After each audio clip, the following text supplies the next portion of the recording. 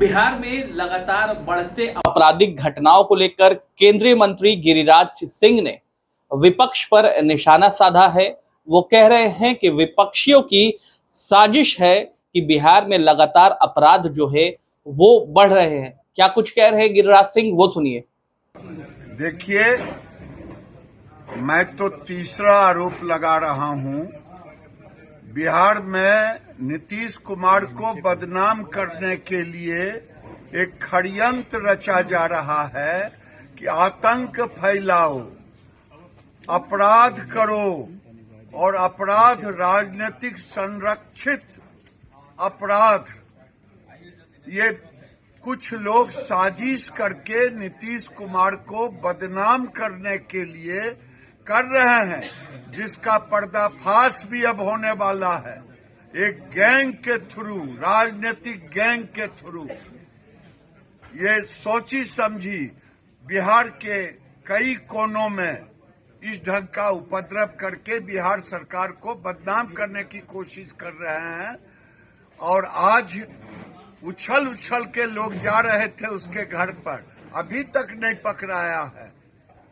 और फिर कल से इन्हीं की आवाज खुलेगी कि अपराधी की हत्या नहीं बल्कि नागरिक की हत्या हो गई है, ये कहेंगे।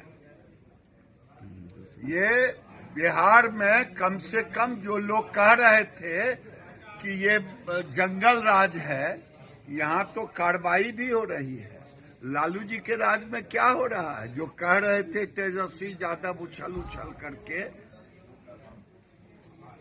सीएम हाउस में बैठ करके अपराधियों की पंचायती होती थी, यही तो हो रहा था। और वो नीतीश कुमार को बदनाम करने के लिए उछल उछल के प्रेस कॉन्फ्रेंस, सवाल नंबर 1, सवाल नंबर 2, सवाल पहले अपने आप से पूछें कि ये नीतीश कुमार की सरकार है जो अपराधियों पे कार्रवाई करती है, और वो लालू जी की सरकार थी जो अपराधियों को संरक्षित करते थे।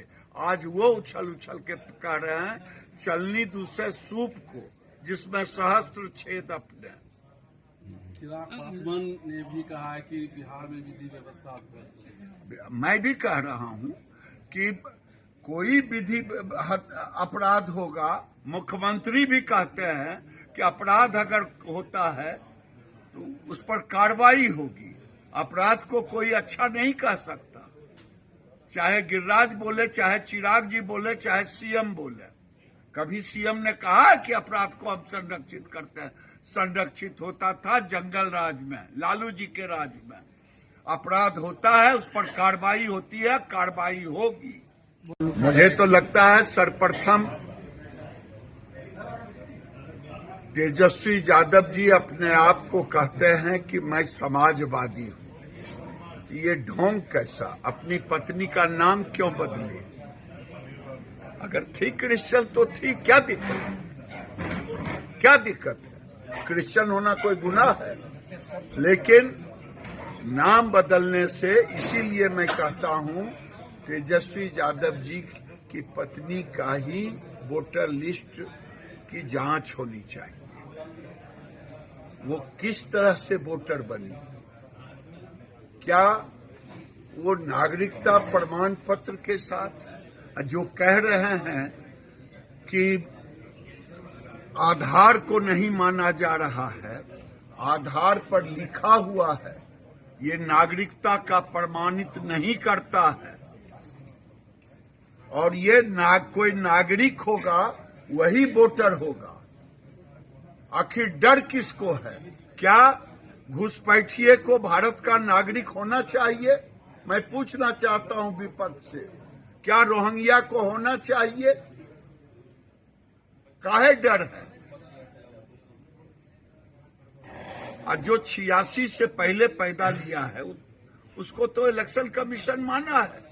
लेकिन 1100 जो दस्तावेज है, हाँ, तो वो कहा जा रहा है जो गरीब है, दलित है, महादलित है, तो वो उनके पास नहीं है। जो उनके पास है वो जिनके अधिकारी को पूरा अधिकार दिया गया है इलेक्शन कमीशन के संविधान के तहत, आप नागरिक कोई भी जाता है आवासीय प्रमाण पत्र लेने के लिए, हमारे पास तो रोज आते हैं पीएम का मदद लेने के लिए।